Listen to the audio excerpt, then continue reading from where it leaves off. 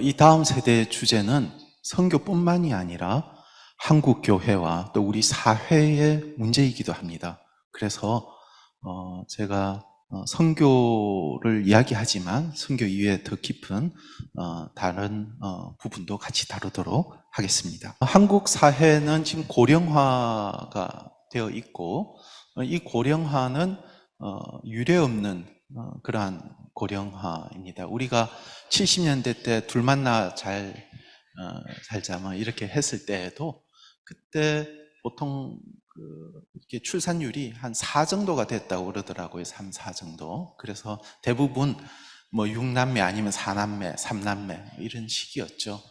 지금은 그러지도 못하죠. 그래서 앞으로 이후에는 부양할 사람도 줄어들고 또 고령화 인구도 늘어나니까 오늘 아침에도 뉴스에 그런 이야기가 나왔는데 핵가족이 아니라 핵개인이 된다 그런 이야기도 있더라고요. 그리고 효도 부모를 모시는 것도 사실은 이전엔 몇 명이 부양을 했는데 지금은 한 명 아니면 또 없거나 그런 상황이 되고 이게 고도의 도시화에 따른 여러 가지 문제들이긴 한데 또 교회의 문제이기도 해서 일단 선교부터 우리가 한번 보도록 하겠습니다. 저희 한국선교연구원이 매년 선교사 현황을 발표하고 있습니다. 그래서 작년에 올해 3월이죠. 작년 거를 발표할 때에 보면 30대 이하의 선교사님들이 8%밖에 되지 않았어요. 그런데 50대 이후, 그러니까 10년 뒤에, 앞으로 한 9년 뒤에 65%가 60대 이상이에요. 선교사님들. 네, 그 정도로 변화가 특별히 없다면 그렇게 바뀔 거로 예상이 되고 있습니다. 지금 평균 연령이 53.1세입니다. 저랑 거의 비슷한 나이입니다. 그 다음 봐주시기 바랍니다. 혹시 그 아프리카의 평균 연령이 20대 정도밖에 안 되는 거 아시죠? 아프리카는 좀 젊은 사람들이 많고 아시아도 좀 낮아요. 그래서 이런 상황 가운데 선교사들이 세대차를 극복하고 복음을 전한다는 것은 쉽지 않는 부분이기도 합니다. 이것은 저희 한국선교연구원에서 1994년 이때는 이제 말리 넬슨 박사님이 오셔서 했던 거고 우리가 2000년부터 조사를 했는데 연령대는 계속 조사해 왔어요. 보니까 90년대 그 당시 굉장히 부흥이 있을 때에는 30대가 한 50%가 넘었어요. 여러분 그 화면을 보시다시피. 그리고 50대, 60대는 10% 미만이었어요. 근데 지금 보니까 아주 급감한 세대가 보면 30대가 지속적으로 줄어들었다는 거죠. 앞으로는 더 이 차이가 날 것으로 이렇게 생각이 되고 있습니다. 이를 볼 때 이것이 다만 선교의 문제인가라고 보면 교회의 인구 비율도 비슷해요. 온누리 교회는 젊은이들이 많지만 지방의 큰 교회들 가보면 교회 구성원 대다수가 50대 이상, 이래 60대. 그런데 교회가 이분들이 다 재정 능력이 좋잖아요. 그죠? 젊은 세대는 재정 능력이, 경제 능력이 안 되잖아요, 잘. 그래서 교회의 헌금은 크게 변화가 없어요. 그러다 보니까 경각심을 느끼기가 어려워요. 사실은 지방의 교회들이 인구가 줄어도 이렇게 교회에 젊은 세대가 없어도 이렇게 교회 운영에는 큰 지장을 느끼고 있지 않죠. 그러나 이게 10년, 20년 되면 그대로 이제 소멸해 갈 수밖에 없는 주제는 그러면 우리가 다음 세대, 우리 자녀들을 위해서 뭘 기도해야 되나? 그럼 우리는 뭘 해야 되는데? 그럼 지금 이 핵 가족화되고 핵 개인화되는 이 시대는 막을 수 있는가? 막을 수 없습니다. 이것은 도시화가 진행이 됐고 코로나 이후에 또 AI나 4차 산업이 발달하면서 더 진행이 되게 돼 있어요. 개인화는. 그리고 개인적으로 자기 삶을 영위하고 노인이 되어도 이렇게 어떻게 케어받을 것인지 이걸 다 스스로 구상을 하게 되는 거죠. 그런데 이런 개인화가 진행이 됨에도 불구하고 성경에서는 뭐라고 이야기하느냐? 우리가 다음 세대를 위해서 회복해야 되는 참 이상적인 하나님이 바라시는 하나님의 마음은 어디에 있는가라고 생각해 볼 때 그 주제는 바로 공동체성의 회복이라고. 케빈 반후저라고 조직 신학자이기도 하고 미국 이제 복음주의 신학교 트리니티의 교수시고 해석학 쪽에 굉장히 저명한, 그러니까 해석 철학 쪽에 아주 저명한 분이죠. 이분이 복음주의 관련되어서 복음주의의 미래라는 책에 20세기에 교회의 아주 큰 아이러니, 참 이상한 것은 시대 사조에 대해서 막 저항하고 이것이 잘못됐다, 시대 사조에 대해서 막 이야기를 많이 해요. 교회에서, 복음주의에서 저항하고 그것을 극복하려고 노력을 하는데, 문제는 동시에 개인주의적인 현대 문화에는 우리가 순응해 왔다는 거예요. 그러니까 현대적인 문화에 우리가 살기 편하면서 하나님의 뜻에 반하는데 우리가 어떤 개인주의적인 그런 것들에 순응을 해왔다는 거죠. 그러니까 같이 일치하기보다는 교회가 계속 분열을 하고, 그리고 주위의 사회도 관심이 없고, 또 오로지 우리 하다가 또 점점점 이렇게 개인화되는. 복음주의 교회의 가장 강력한 도전 중 하나는 현대 사회, 그러니까 도시화에 따라서 이렇게 떨어져 나온 개인주의다. 이건 사실은 현상이기도 합니다. 추석에 우리가 이전에 사실은 다들 부모님 곁에 살았으면은 귀성이라는 게 없잖아요. 그죠? 네, 근데 이게 다 도시화된 서울로 다 올라왔기 때문에 이렇게 되겠죠. 그런데 우리가 생각할 때 교회에도 실제로 가장 큰 도전은 이것이라는 거예요. 스탠리 그랜츠라고 미국의 신학자가 동일한 책에서 이런 이야기를 합니다. 복음주의가 오늘 시대 사조인 포스트 모더니즘이나 오늘날 시대를 맞서기 위해서는 반드시 공동체적이 되어야 한다라고, 그것을 믿는다라고 했습니다. 그러니까 이분이 이야기한 것은 하나님의 마음은 우리가 공동체성을 회복하는 것입니다 라고 강력하게 주장을 했습니다.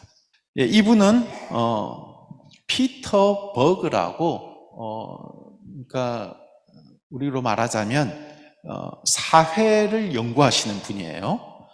뿐만 아니라 종교가 뭔지, 특히 기독교나 이런 부분에 대해서 연구를 해서 그러니까 이제 목사님이나 아니면 신학자나 신학자들에게 영향을 주는 사람.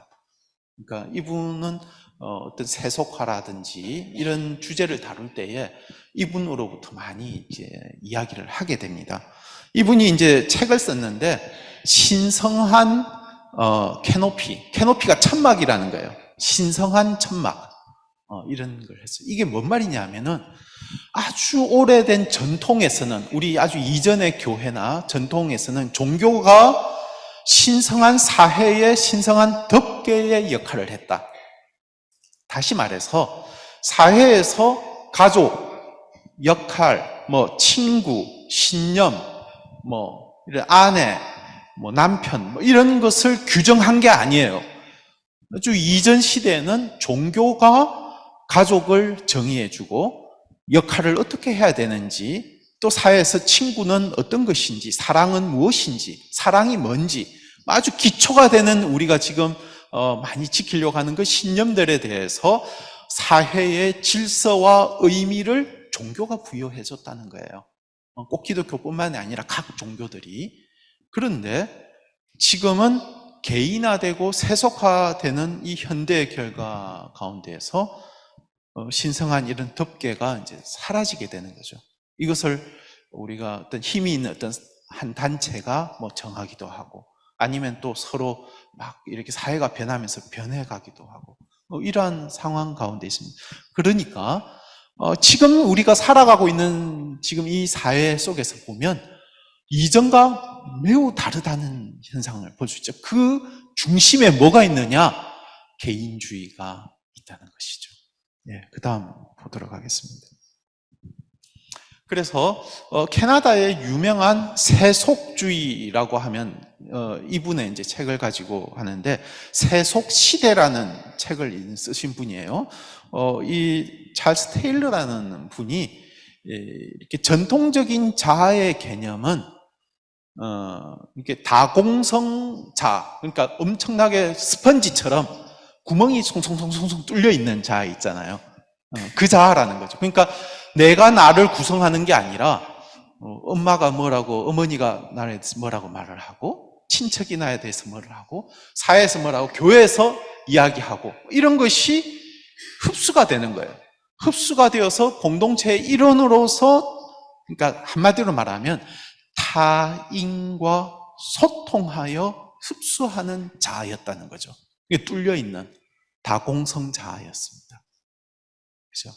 그런데 이분이 이제 지금 도시화되면서 개인화되는 시대는, 세속 시대의 자아는 이 다공성 자아에서 뭐로 바뀌었나 하면은 방음막에 이렇게 뭔가 이렇게 장벽에 이렇게 딱 쌓여 있고, 그 안에 캡슐 속에 둥지를 틀고 있는 개인화된 폐쇄된 자아를 형성하게 된 거죠. 나를 규정할 때 부모님에게 엄마 아빠 나 규정하지 마세요. 나는 내가 규정합니다.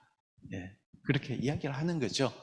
그래서 제가 어떤 충격적인 것도 이제 들었긴 했는데, 아주 외국에서 오래 살다가 온 분들 중에, 선교사님 자녀 중에 외국에서 공부도 하고 한국 문화를 몰라요. 또 이제 너무 이렇게 자아가 이렇게 개인화되다 보니까 결혼식에 작은 결혼식을 해요. 근데 그 결혼식에 부모를 초대하는 거예요.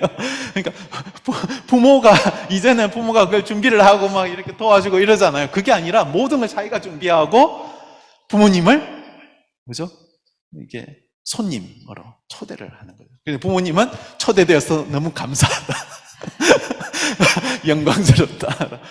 그런 사람도 있어요. 그러니까 너무나 다양한 사회를 표현했죠. 그걸 막 뭐라고 할 건 아니고, 우리가 지금 볼 때 사회가 얼마나 바뀌고 있는지, 이 가운데에서 우리의 미래는, 우리의 다음 세대는 조금 심각하면서도 우리가 깊게 생각해야 됩니다.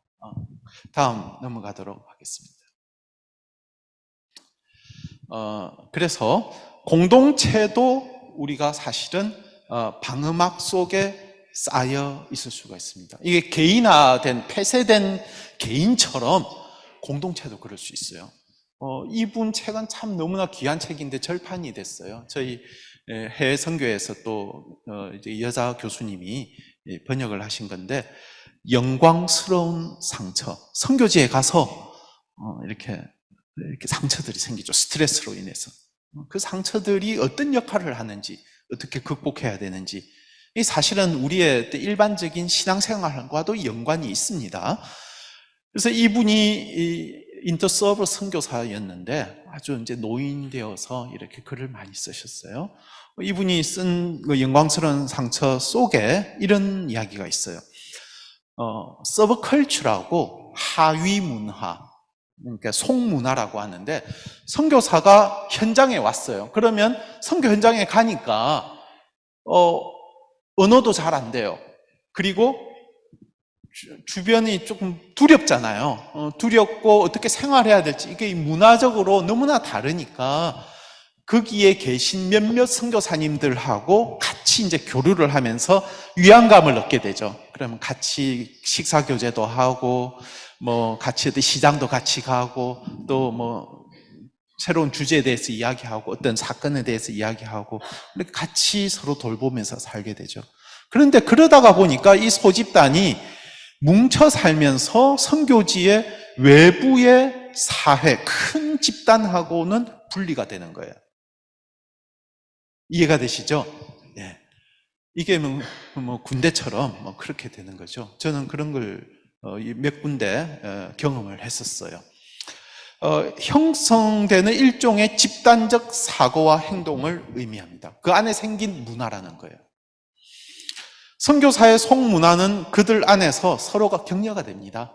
너무나 힘이 되고, 하지만 그 속문화가 이렇게 이제 고착화되고 굳어질 때에는 우리 관심이 이제 우리 스스로 내면으로 향하고 외부 세계에는 이제 안 가게 되는 거죠. 이게 습관화가 되는 거죠. 점점 줄어들고 그 다음에는 더 큰 문제는 뭐냐면 자기 집단에만 몰두하다가 그 다음에는 누군가 새로 오지 않습니까?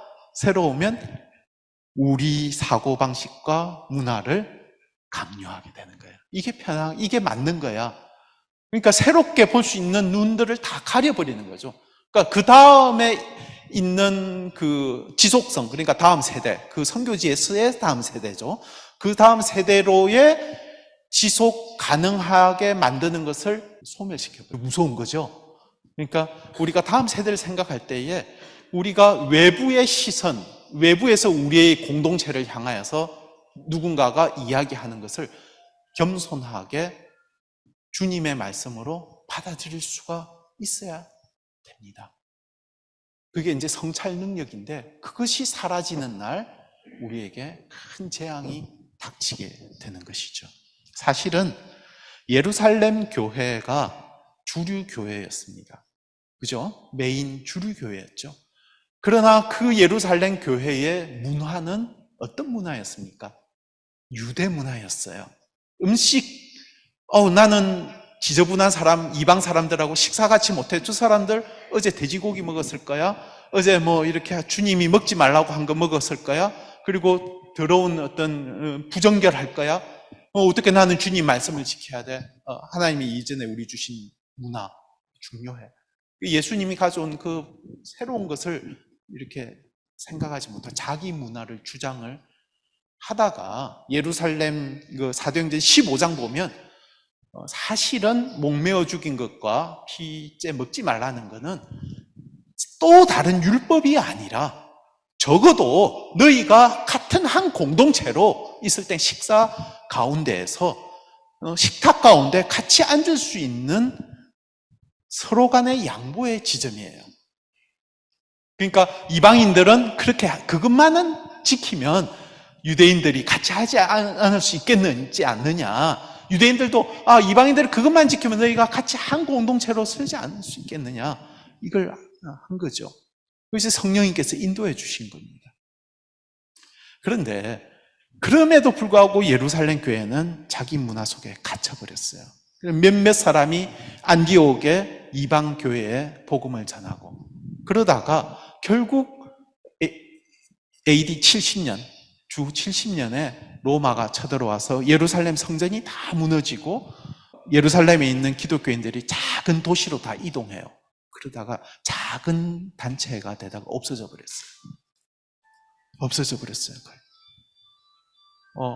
그것을 볼 때에 우리가 다시금 생각해 봐야 될 것은 우리 스스로가 이 개인화된, 그러니까 개인도 개인화되지만 공동체도 이렇게 흡수하지 않고 주변에 교회 다른 분들과 사회요 이렇게 될 때에 어떤 현상이 일어날지 우리가 역사를 통해서도 볼 수 있습니다. 그 다음 넘어가도록 하겠습니다. 그래서 우리가 이제 하나님 앞에 신앙이 개인적 신앙이 매우 중요하다지만 공동체의 신앙과 이 성숙 속에서 규정되지 않으면 그것은 큰 의미가 없을 수가 있습니다. 그것을 하나 예를 들어서 성경은 신구약 전체를 보아도 하나님께서 성령을 주시고 하나님이 역사하시는 것은 다 공동체를 통해서 했어요. 그 가운데 몇몇을 들어서 쓴다고 할지라도 다 공동체와 영향이 있습니다. 우리가 잘 알죠. 엘리야 하면 뭐가 생각납니까? 갈멜산에서 불을 내리게 했죠. 그죠? 그리고 나중에 죽을 때도 죽습니까? 예, 불병거 타고 올라가죠. 또 산에서 왕의 신하들이 올 때 불을 내려서 심판을 해요. 이 사람은 거의 몸에서 불이 나오는, 거의 하늘에서 거의 불과 같은, 심판과 같은 그런 인상을 가진 사람. 그러니까 굉장히 강력한 사람이었어요. 하나님의 심판을 선포했고, 엘리야라는 이름 자체가 야훼, 하나님이, 여호와가 하나님이다. 세상에 있는 바알이 하나님이 아니라 여호와가 하나님이다. 그래서 바알로 전 국토가 물들었어요. 바알 신앙. 그러니까 이제 중앙 공무원, 당시에 아합이라고 하는, 아합과 이세벨 아시죠? 아합과 이세벨이 왕궁 안에 바알 선지자와 아세라 선지자들을 들였어요. 그러니까 국가의 봉급을 받으면서 바알 선지자 노릇을 한 거죠. 국가 전체가 다 바알 종교가 된 거죠. 뿐만 아니라 결혼을 통해서 유다 나라에도, 북이스라엘에서 유다 나라에도 이 바알 종교를 전파해서 전 이스라엘 이 국토를 바알 종교로 물들였어요. 그때에 엘리야는 자기의 소명, 하나님이 나에게 주신 소명은 하나님을 진정한 하나님이 바로 야훼, 여호와 하나님이다라는 것을 그 소명을 받았습니다.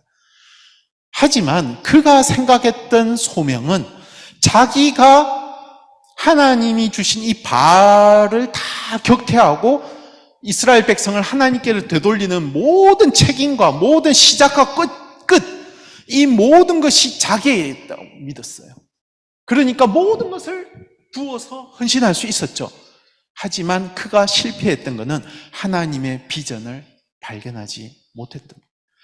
그가 갈멜산 이후에 이세벨이 자기를 죽이겠다고 했을 때 그는 탈진을 해버렸습니다. 왜냐하면 자기가 모든 것, 내 선교 사명, 선교사일 경우 선교적 사명을 다, 아니면 목사님일 경우에 정말 개척교회부터 다 정말 성도들 다 내 재산까지 다 넣어가지고 막 철야로 하면서 막 섬겼는데 교인들이 나가라고 그렇게 그런 식으로 된다든지 뭔가 자기의 소명을 다 한 것 같은데, 아니면 내가 정말 주님을 열심히 섬기고 했는데 내 가정에 너무나 힘든 거예요. 주님의 집사로서, 권사로서, 장로로서 정말 주님 앞에서 눈물 흘리면서 사명을 옆을 돌아보면서 살아왔는데 어떻게 내 소명을 다 하는 것 같은데 뭔가 탈진한 상태가 있는 것입니다. 그때 그가 이렇게 말했어요. 이르되 여호와여 넉넉하오니 지금 내 생명을 거두시옵소서. 이 말은 이제 원어로 본다면 넉넉하오니라는 말이 영어로는 too much라고 하는데 이 영어 뭐냐면 이제 됐습니다. 경상도 말 이제 됐습니다. 이제 그만하십시오. 충분히 저는 할 만큼 했습니다. 이 말이에요.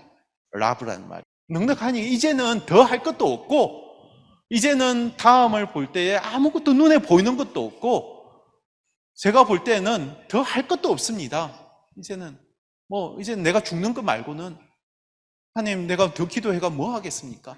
이러한 마음이에요. 그때 천사가 와서 어루만지면서 이렇게 알려주셨어요. 일어나 먹어라. 내 길을 충분히 다 가지 못할까 하는지라. 부모님이 아들이 이제 막 절망해가지고 어디 멀리 갈 때에 먹기 힘든데도 끝까지 먹이잖아요. 그런 것처럼 네가 가야 될 길이 여기가 끝이 아니다. 너는 나의 비전, 하나님의 비전 속에서는 네가 여기서 끝이 아니라 더 걸어가야 될 게 많다. 아직도 충분하다는 것이에요. 수많은 선교사님들이 탈진해가지고 하나님 나는 이제 더 이상 못하겠습니다 하면서 막 헌신했는데 가족들은 병들기도 하고 고향에 있는 부모님은 아프기도 하고 이런 분들이 많아요. 근데 이런 마음들을 많이 가져요. 교회에는 관심이 없죠. 이러다 보니까 사실은 우리가 자기가 생각한 내가 나를 판단하고 내가 내 공동체를 판단하고 내 스스로를 하고 규정을 하는 거예요. 그 가운데 다음 세대를 포함하는 하나님의 비전을 엘리야는 보지 못했던 것이죠. 그 다음에 사실은 더 중요한 구절이 그 다음 구절. 바알 신앙을 하나님이 끝장을 내겠다는 것을 엘리야 너를 통해서 하지 않겠다는 거예요. 너는 가서 이제 먹고 힘을 차려서 너 충분히 가라. 똑같은 말을 하죠. 이렇게 엘리야가 했던 그 말 그대로 가서 엘리야에게 기름을 붓고 너 다음 세대를. 하나님의 뜻은 우리 세대에, 지금 볼 때 우리 세대의 다음 세대를 보니까 너무 어처구니없고 너무 힘들잖아요. 그러나 하나님 세대는 우리 세대의 모든 인류 역사의 구원을 끝내려고 생각하고 있지 않으십니다. 그죠? 여러분 그렇게 믿고 있죠? 우리 다음 세대에 더 크게 할 수 있어요. 그래서 이때 엘리야가 심판을 갈멜산에서 했을 때는 이대로 안 됐어요. 하지만 하나님이 약속을 해주셨어요. 하사엘의 칼을 피하면 그 다음 예후가 죽일 거다. 예후의 칼을 피하는 누가 죽일 거냐? 엘리사가 죽일 거다. 사실은 엘리사가 예후에게 기름을 부어서 이 모든 바알 세력들을 다 절단시켜요. 심지어 남유다에 있는 왕자들이 올라와요. 그 바알 신앙이 있는 그것까지도 열왕기하를 보면 다 죽여요. 모든 것을 끝내요. 근데 이 엘리사는 누구입니까? 엘리야는 불로 상징되는 힘 있는 자였어요. 선지자로 상징되는 온몸에 털이 많은 거죠. 털 많은 사람이었어요. 그래서 그 우리 세례 요한이 혈옷을 입었다고 그러잖아요. 선지자 상징이었거든요. 근데 엘리사는 헤어리스맨, 그러니까 대머리라고도 하는데 또 털이 없는 사람으로 볼 수 있어요. 원어 그대로 본다면 털 없는 사람이고, 그러니까 엘리야와 비교해 보니까 너무 하찮게 보이잖아요. 그러니까 막 사람들이 놀리기도 하고 저주하기도 하고 네가 무슨 선지자냐 뭐 이럴 수가 있죠. 사실은 우리가 열왕기하를 자세히 읽어보면 엘리사가 일으켰던 기적은 엘리야가 했던 기적보다 훨씬 더 크고, 그래서 예수님이 기적을 일으키신 그 모든 기적이 거의 엘리사가 했던 기적과 비슷해요. 제자를 부르고 오병이어를 한다든지, 이게 이제 우리 모세 보지만 사실은 엘리사가 한 기적도 있어요. 근데 이 엘리사의 기적의 특징이 뭐냐? 엘리사는 거의 기적이 물하고 관련이 있어요. 여리고 성에 물을 고쳐요. 독이 든 물을 이렇게 회복시켜요. 예. 그리고 나아만이 이렇게 물에서 이방 사람이 치유를 받아요. 그러니까 우리가 볼 때에 이 연약하게 보이던 그 다음 세대, 우리가 볼 때 엘리야가 볼 때 얼마나 하찮겠습니까? 그죠? 하지만 엘리사가 했던 그 기적은 너무 컸어요. 우리는 하나님의 뜻을 잘 몰라요. 그러니까 우리가 지나고 나면 아마 이 다음 세대 걱정은 많이 되지만 사실은 우리가 따로 준비해야 될 것이 있다는 거예요. 그러면 미래 세대를 아우르기 위해서 적합한 공동체는 무엇인가? 우리가 한번 보도록 하겠습니다. 그럼 상호 의존과 상호 성장의 공동체라는 거죠.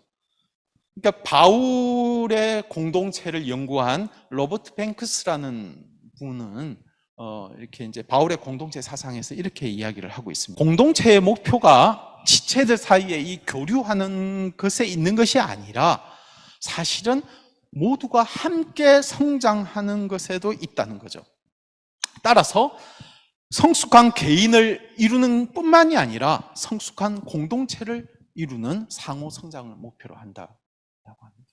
저는 이 말에 너무나 이해가 됩니다. 제가 선교의 마음을 품기 전에 대학 때 교회에서 어떤 일이 있었냐면은 주일날 한 새벽 한 5시 반 정도에 제가 이제 그 구로 쪽에 이제 그 지방에서 올라왔으니까 공동체 생활을 했죠. 하숙처럼, 자취처럼 같이 형제들이랑 있다가 새벽에 한 5시 반, 6시쯤 면목동 기독병원에 가는 버스를 탔어요. 그 버스를 타고 면목동 기독병원에 아침에 가서 병원 찬양을 했어요. 그러니까 복도에서 찬양하고 어떤 사람은 문을 닫아버리고 어떤 사람은 또 와서 기도해달라고 하고 또. 그런데 이제 그 간 이유 중에 하나가 주중에도 몇 번 가기도 했는데 그 당시에 가장 이제 이슈가 됐던 1990년대 후반에 원진 레이온이라고 혹시 들어보셨어요?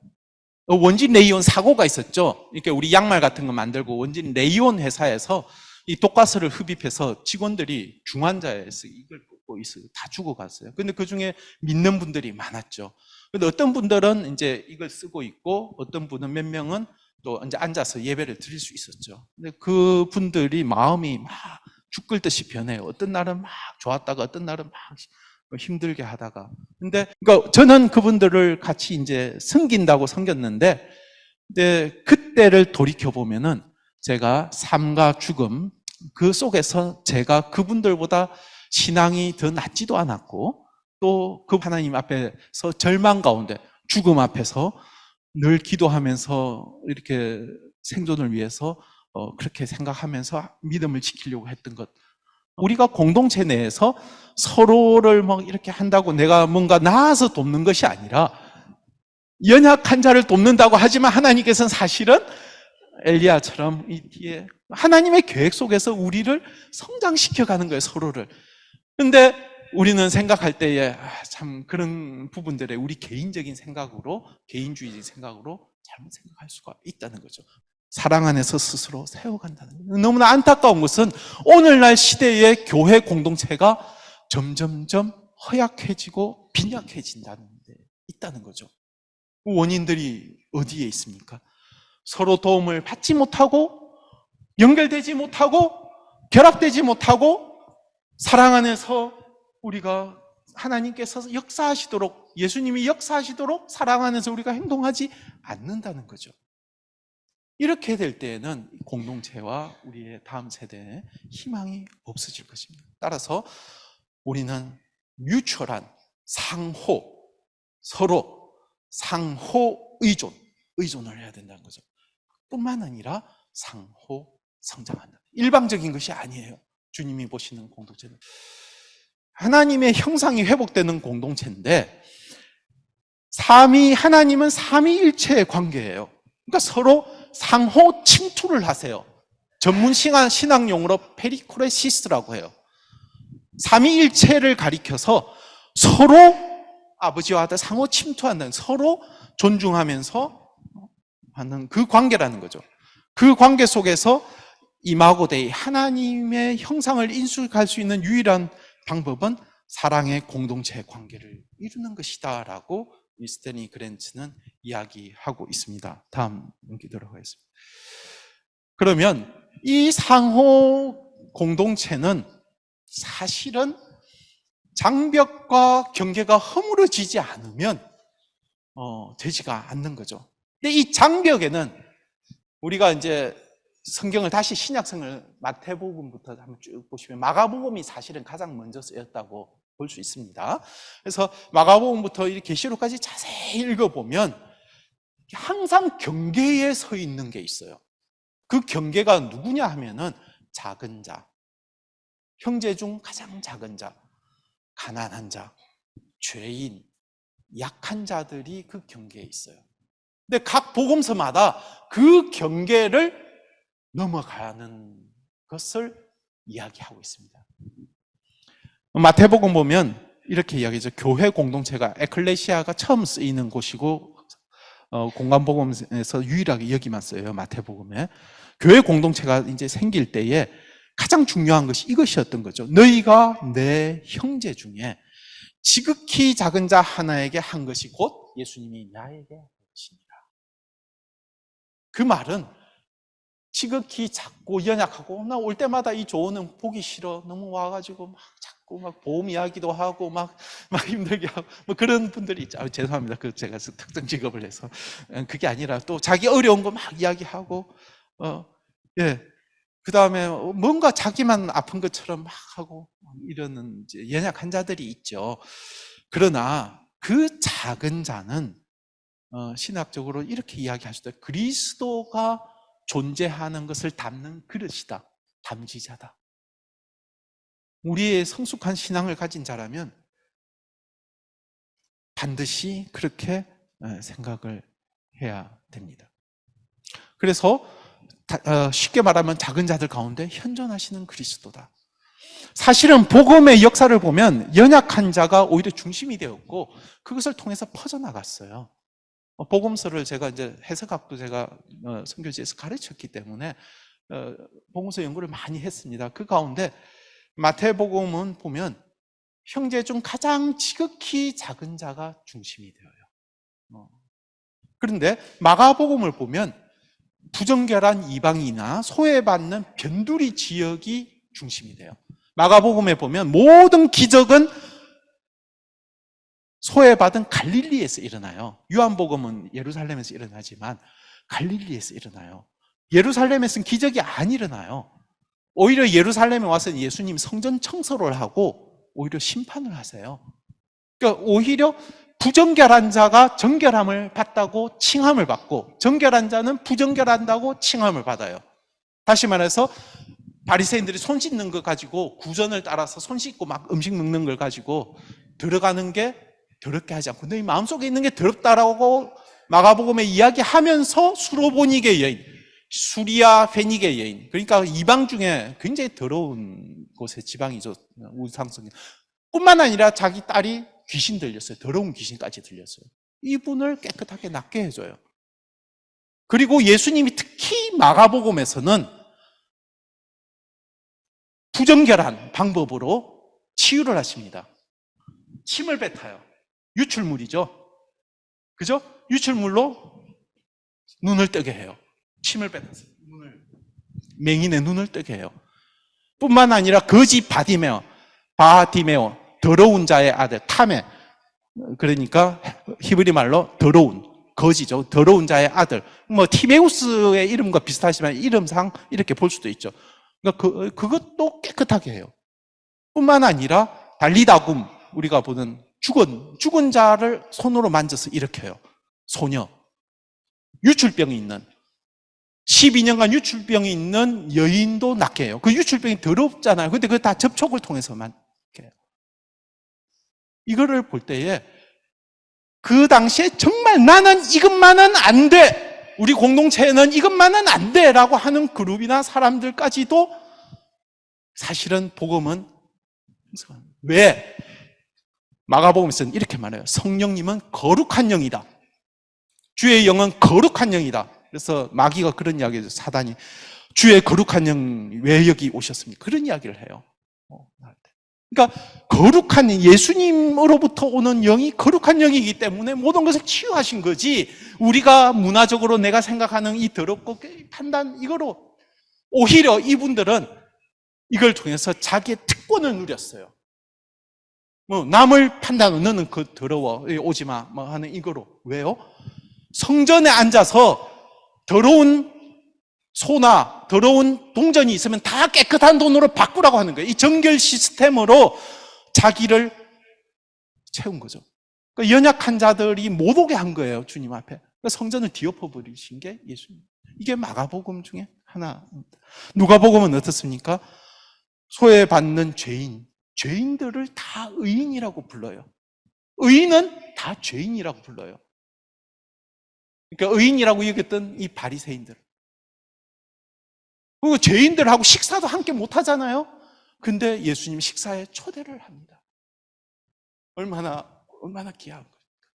주님이 죄인들 초대를 하고 그 가운데 구원을 주시고, 뿐만 아니라 지금은 우리는 그러지 않지만 여성분들이 힘이 있지만 이 시대는 여자들은 거의 뭐 하위 계층이었지 않습니까? 근데 누가복음은 모든 성경에 보면 남자가 있으면 여자가 바로 나와요. 예, 성전에서 지키던 시몬이 나오면 누가 나옵니까? 안나가 나오죠. 예, 100마리의 양에 한 남자가 양을 메고 오죠. 그러면은 10드라크마에서 100마리 중에 하나를 잃으면 10드라크마에 있는 여인이 나오죠. 그죠? 그러니까 기적이나 모든 걸 보면 남자와 여자를 동등하게 배치를 하고 그 가운데서 시당을 그렇게 보고 있어요. 그러니까 연약한 자들을 통해서 경계가 허물어지게 했어요. 뿐만 아니라 다음을 봐주시면 좋겠습니다. 사도행전을 보면 우리가 너무나 충격적인 선언이었어요. 이게 이제 우리 예언으로 생각하고 오늘날 기도할 때 많이 이런 것들을 우리 주십시오 하지만 그 시대 사회에서는 이게 충격이라는 거예요. 이게 뭔 말이냐면은 주의 성령 거룩한 영이 젊은 사람들 뿐만 아니라 늙은 사람들한테도 오고 종들한테도 가네. 종이나 남종이나 여종이나 그 당시에 사회 계층을 불문하고 동등하게, 그 밑에는 누구든지 주의 이름을 부르는 자는 구원을 얻으리라. 그러니까 성령님은 이 사도행전에서 모든 공동체가 세워놓던 경계를 다 허물고 넘어가게 하셨어요. 베드로뿐만이 아니라. 그 다음 보도록 하겠습니다. 그래서 이 이제 덴마크 신학학자인 신약입니다. 제가 잘못 씁니다. 덴마크 신약학자입니다. 요하네스 니세는 신약 성경과 성교라는 책에서 이렇게 이야기합니다. 우리가 효율을 위해서 한동안 선교계에서 이런 게 있었어요. 동질 집단. 엘리트 집단이면 엘리트 집단끼리 모이는 목회를 해야 돼. 그죠? 그러면은 뭐 예를 들어서 사회 불황자들이 있으면 불황자들 모여서 그 예배를 드리면 서로 섞이면 전도도 안 되고 소통도 안 되고 안 되니까 효율을 위해서 우리 비슷한 사람들끼리 만나자. 뭐 아파트 뭐 이렇게 하듯이 그런 식으로 아파트에 비슷한 아파트 한국에 그런 문화도 있잖아요. 그 굉장히 안 좋은 거죠. 왜냐하면은 신약 시대에 사실은 그 교회 공동체에는 종들도 있었고 정말 왕족도 있었고 다 같이 함께 모여서 그리스도 안에서 하나가 되었던 거예요. 그러니까 다시 말해서 이질적 집단이 예수님 안에서 새 백성으로 서로 환대하는, 다시 말해서 그 사회에서는 절대 이루어질 수 없는 공동체였기 때문에 전도가 되었고, 이 공동체는 미래가 있다, 이 공동체에게는 우리의 비전이 있다라고 사람들이 생각을 하게 된 것입니다. 그 시대 다른 사회에서는 볼 수 없는 거였죠. 근데 우리 공동체가 우리 지금 한국 사회의 병폐라고 할 수 있는 그 모든 걸 똑같이 가지고 있다면 어떻게 전도가 되겠어요? 전도가 중요한 게 아니에요. 사실은 초기 신약 시대의 공동체들은 그만한 매력이 있었던 거죠. 사람들이 찾아오고 그 가운데서 교회는 부흥해 갔던 겁니다. 따라서 우리가 너무나 회개해야 될 부분들이 뭐냐면, 새로운 피조물로서 나와 다르거나 내가 볼 때 너무나 이 사람은 교회 오면 안 돼, 이 사람은 이게 적합하지 않아, 이런 사람들을 환영하며 나의 특권을, 교회 안에서의 나의 특권을 내려놓고, 그리고 가장 연약한 방식으로 내가 희생하는 방식으로 소통하는 것을 채택하지 않는 한 우리 다음 세대를 위한 공동체를 형성하는 것은 심각하게 어렵다는 것이죠. 꽃같이 아름다운 성경을 하나 꼽으라면 룻기를 꼽습니다. 그러나 원래 성경의 이름은 제목이 붙지 않았어요. 히브리 성경 제목이 붙지 않았어요. 그 첫 구절을 가지고 성경을 부르기도 했죠. 그래서 이 룻기는 70인역에 따라서, 번역본에 따라서 룻기라고 붙는데, 사실은 룻기의 제목은 나오미 전입니다. 네. 처음부터 끝까지 나오미를 추적하고 있어요. 나오미의 전. 남편과 같이 기쁨이라는 그 이름, 즐거움이라는 가진 이름, 꽃같이 공주 같은 그 이름을 가진 자가 남편이랑 좀 더 잘 살기 위해서 모압 땅, 이방 땅으로 갔잖아요. 갔는데 남편 죽어버려, 10년 사이에. 그리고 그 시대에 남자가 없으면 살아가기 힘든 시대잖아요. 이방 땅에서 두 아들도 죽어버렸네요. 그래서 돌아와야 되는데 그 가운데에서 이제 모든 것을 풍족하게 나는 갔더니만 이렇게 비어서, 완벽하게 비어서 돌아오고요. 근데 이제 우리 인생 가운데 사실은 나이가 들면서 생각해 보면은 나의 과거를 생각하고 우리의 과거를 생각할 때 내 과거가 비어버린 듯한 지금의 상황이 너무나 수치스럽고 너무나 어려운 상황 가운데 있는 분들이 많이 있을 거예요. 이 나오미가 그랬어요. 나오미는 그래도 나는 보란 듯이 이렇게 나갔는데 들어올 때 성문에 여자들이 있습니다. 성문에 여자들이 나오미 아니냐, 그 이제 공동체 사회니까 성문 앞에서 나오미가 그냥 갈 때는 풍족하게 나갔더니 그냥 지금 오는, 이게 그 사회는 수치에 대한 게 너무나 컸잖아요. 동네에 너무나 수치스럽잖아요. 자기가. 그리고 데리고 온 사람이 뭐예요?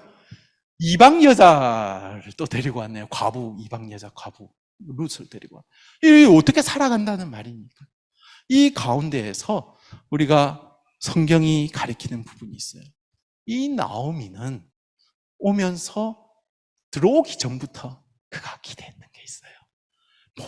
모든 것을 비워버렸는데 하나님의 회복을 기대했다는 거예요. 나의 비어짐, 허무함, 이 시대 가운데 정말 풍족한 것 같으나 사실은 이 나오미 같이 비어버린 시대잖아요. 이 시대에 나를 채워줄 수 있는 분은 오로지 여호와 하나님이다. 나는 돌아가기만 하면 하나님이 채워주실 것이다. 그래서 그 기술한 사람은 들어올 때 보니까 볼이 추수하던 때더라. 이게 뭐예요? 뭔가 회복을 암시하는 말이죠. 예. 그러면서 또 룻이 밖에 나갔다가 딱 들어오는데 막 이렇게 볼이나 이걸 이렇게 보아스가 뭔가 챙겨준 걸 가지고 또 왔네요. 나오미가 가만히 보니까 하나님이 이 룻을 통해서 다음 내 후손을 이어가려고 하는구나. 다음 세대를 이어갈 수 있게 하는구나. 죽은 것 같은 이 세대 가운데서 완벽하게 유업을 이을 그 땅, 나오미가 이제 땅을 팔았는지 어떤지 몰라요. 그걸 경작할 수 있는 남자가 없어요. 이거를 어떻게 해야 되나? 유업을 어떻게 해야 되나? 그래서 사실은 죽은 자의 아내라고 불린 거예요. 나오미를 향해서 죽은 자의 아내래요. 그 말이 뭐예요? 당신은 이미 죽은 사람이고 아무 사회에 영향력도 줄 수 없고 아무런 것도 행사할 수 없는 그냥 빈 껍데기인 인생이지 않습니까? 라고 지탄한 그 속에서 그는 한 가지 줄기를 본 거예요. 헌신한 사람, 정말 헌신한 룻과 보아스를 통해서 회복시키기를 보고 사실은 나오미가 권고를 합니다. 룻에게 네가 이렇게 해라. 그러니까 이제 경험이 많고 고통을 당한 자로서 그가 앞으로서 어떻게 살아야 될지에 대해서 깊이 생각하고 이렇게 권유를 해준 것인 거죠. 이게 나이가 많으면서도 고통을 당했던 사람이 지혜로 다음 세대를 끌어줄 수 있는 굉장히 성숙한 지혜였죠. 그래서 결국은 마지막에 이것이 다 회복이 되고 누구의 공으로 돌아갑니까? 룻의 공입니까? 아니에요. 나오미의 자녀들로 귀속이 됩니다. 그러면서 이 시대는 나오미 개인이 아니라 사실은 사사시대였기 때문에 주님의 유업이 나오미처럼 죽은 것 같은 시대였어요. 그 시대에 다윗 왕조를 이끄는 다윗의 할아버지가 여기서 나는 거죠. 그러니까 다시 말해서 이 공동체적으로 회복이 누구를 통해서 있었습니까? 모든 것을 잃어버리고 가장 연약한 자, 가장 아무것도 없는 자를 통해서 있었습니다. 여기에 같이 함께 했던 사람이 보아스와 룻입니다. 보아스와 룻은 동등한 인물이에요. 왜냐하면 이시 기뻐르 하일이라는 말은 유력한 남자가 아니라 사실은 탁월한 남자. 룻은 에세트 하일은 똑같이 하일이 탁월하다는 거예요. 뭐 장수라든지 탁월한 여자. 그러니까 다음 세대 중에서 가장 탁월한 사람, 가장 탁월한 두 사람, 이게 하나님 앞에 헌신한 사람이에요. 이 헌신은 어떻게 비교가 되느냐? 룻은 오르바와 비교가 됩니다. 오르바는 헌신을 해요. 하지만 정말 자기가 모든 것까지 끝까지 함께 할 수 있는 것은 가지지 않았어요. 칭찬할 만해요. 그러나 그것보다도 더 훌륭한 것이 바로 룻이었어요. 이게 이제 어떤 문학적으로 포일이라고 하는데 두드러지게 하는 역할이에요. 오르바가 있기 때문에 룻이 더 두드러졌죠. 보아스도 마찬가지예요. 이름 없는 친족이 내가 먼저 룻과 하겠다 했는데 너 책임져라 이렇게 하니까 손해볼 거 생각해가지고 끝까지 가지 않았어요. 그러나 보아스는 그 모든 것을 감당하고 충성스럽게 하나님의 헤세드 사랑을 실천을 했습니다. 이것을 알아본 사람이 바로 나오미였어요. 그래서 나오미 전이에요. 다시 한번 룻기를 읽어보시면 주인공이 사실은 룻처럼 보이지만 실제로는 나오미의 일생의 변화예요. 나오미 전입니다. 여기서 보시듯이 우리가 가장 연약하지만 하나님께서는 이 공동체를 세우는 것이 엘리야처럼 자기 시대만 보는 것이 아니라 하나님께서 세워주실 수 있다는 것, 오로지 하나님만이 그렇게 할 수 있다고 생각합니다. 무엇보다도 이 공동체에 가장 연약하고 경계로 여겨지는 사람들을 통해서 세울 수 있으며 그것이 통용되는 공동체가 될 때 우리 다음 세대의 젊은이들이 함께 이 공동체에서 계속해서 탁월한 자들을 배출하고 선교사들도 많이 배출할 것으로 여겨집니다. 하나님 아버지, 오늘날 저희가 지금 시대를 생각할 때에 너무 안담한 것도 있고 참 교회들도 무너지고 참 주님 앞에 헌신하겠다는 사람들이 너무나 줄어드는 시대입니다. 하지만 엘리야에게 말하셨듯이 우리가 걸어가야 될 길은 아직도 참 많이 있고 하나님의 그 비전 속에서 참 우리가 충실하게 감당해야 될 것은 주님의 성숙하고 아름다운 공동체, 정말로 개토화되고 우리만 아는 공동체가 아니라 이 가운데서 서로 성장하며 사랑 가운데서 서로에게 참 힘이 되고 같이 상호 의존과 상호 성장하는 그런 공동체가 되어서 나오미와 같은 그런 회복이 있는 그런 공동체가 되어서 이 시대를 살리는 여기 모인 모든 우리 공동체가 되게 하여 주시옵소서. 예수님 이름으로 기도하옵나이다. 또 약간 반전이네요. 저는 참 우리가 선입관을 내려놓는 게 참 어려운 것 같아요. 저는 오늘 선교사님께 선교와 다음 세대의 그 주제를 드리면서도 또 다음 세대가 얼마나 힘들고 다음 세대가 지금 어떠한 처지에 놓였는지 이걸 많이 말씀하시겠지라고 또 생각을 한 거예요. 그런데 이렇게 룻기를 통해서 나오미를 다시 보게 하시고 또 보아스와 또 룻이 다음 세대의 표상으로 우리에게 다시 보여주는 것을 보면서 제가 속으로 그렇게 외쳤습니다. 하나님, 교회만이 이 세상의 희망입니다.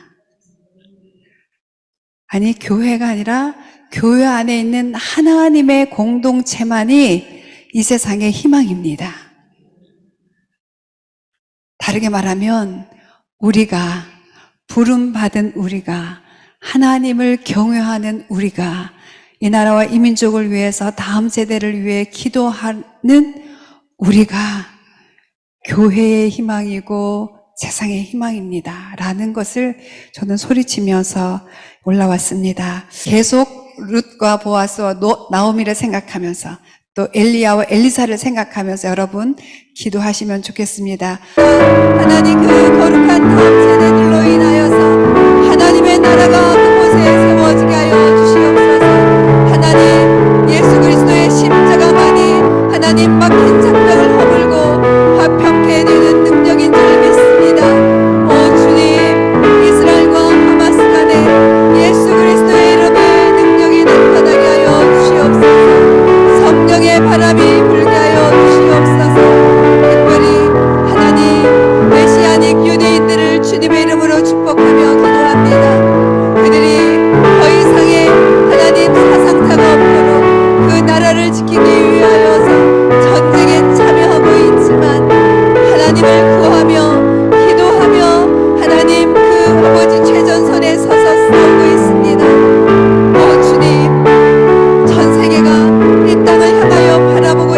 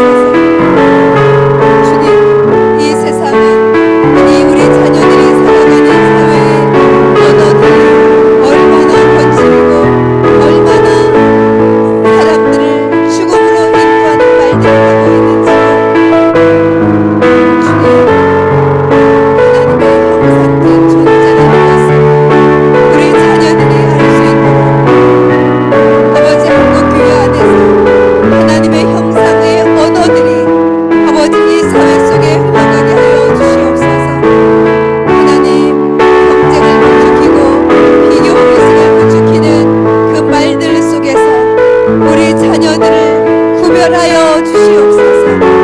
경쟁과 비교의식으로 우리 자녀들의 영혼이 상처받지 않게 하여 주시옵소서.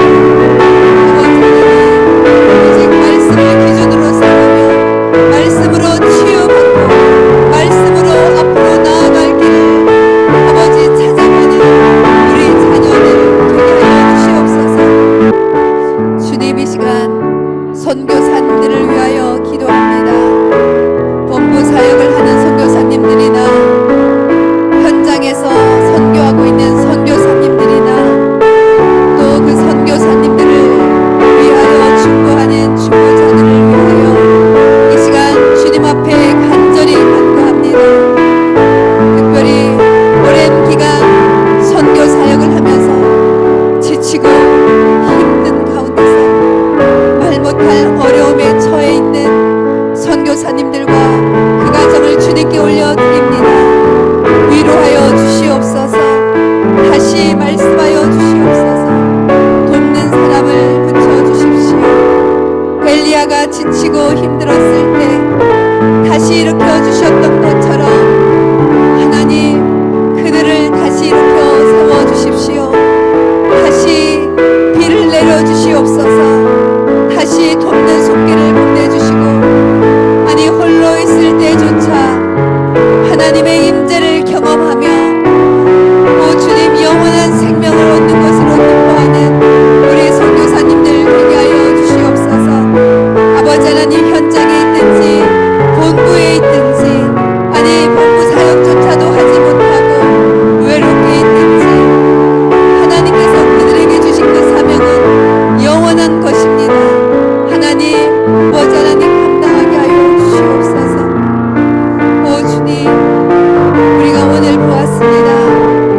선교사님들의 평균 연령이 고령화되고 있다는 소식도 들었습니다.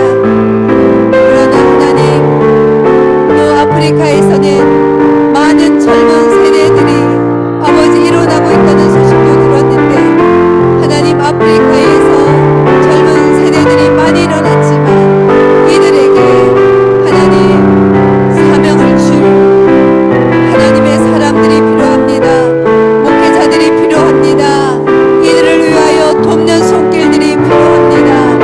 아프리카의 젊은 세대들이 선교에 헌신하는 일들이 일어나도록 한국 교회가 돕게 하시고 한국 교회의 다음 세대들이 돕게 하여 주시옵소서. 전 세계적으로 하나님 재난과 불안, 정치적 안정성이 떨어지고 있는 가운데 선교사들의 안전을 하나님께서 지켜주시고 무엇보다도 핍박이 있는 곳에서의 선교사들에게 하나님께서 특별히 지혜를 주시옵소서. 아버지 도와주시옵소서. 아버지 도와주시옵소서. 아니 하나님의 뜻을 이루어 주시옵소서. 온 열방이 주님께 돌아오게 하시겠다고 하는 그 약속을 주님 이루어 주시옵소서. 하나님을 찬양하게 하여 주시옵소서. 온 열방의 다음 세대들이, 특별히 아프리카의 다음 세대들이 하나님을 찬양하게 하여 주시옵소서. 오직 예수 그리스도와 십자가에 못 박히신 그 예수님, 그 왕, 그 한 분밖에 없는 것을 주님 고백합니다. 나는 죽고 그리스도만 나타낼 수 있도록 하나님 그것을 자랑하는 저와 이곳에 있는 중보자들 되게 하여 주시옵소서. 하나님, 이 현장에 나오고 싶지만 어쩔 수 없이 줌으로 기도하는 우리 귀한 지체들 주님께 올려드립니다. 하나님, 그 육신이 회복되게 하여 주시고 하나님, 낙심한 마음이 있다면 회복되게 하여 주시옵소서. 그리하여 다시 하나님이 주신 그 검, 성령의 말씀으로 하나님 우리가 담대히 일어서게 하여 주셔서 예수 그리스도께서 이미 승리하신 그 승리를 누리는 저와 우리 모든 중보자들 되게 하여 주시옵소서. 특별히 이 시간 하나님, 우리 홍현철 원장님을 주님께 올려드립니다. 사랑하는 아들을 통하여서 하나님의 말씀이, 하나님의 뜻이, 하나님께서 마침내 이루실 그 놀라운 계획과 비전이 하나님 한국 교회 안에 선포되어지게 하여 주시고 선교사님들 가운데 선포되어지게 하여 주시옵소서. 사랑하는 아들의 가정을 주님께서 주의 보혈로 덮어주시고 어떠한 공격 속에서도 흔들리지 아니하고 주님의 나라를 세워가는 귀한 가정 되게 하여 주시옵소서. 오늘도 우리의 기도를 들으신 주님 앞에 모든 영광 올려드리며 예수 그리스도의 이름으로 기도합니다. 아멘, 아멘.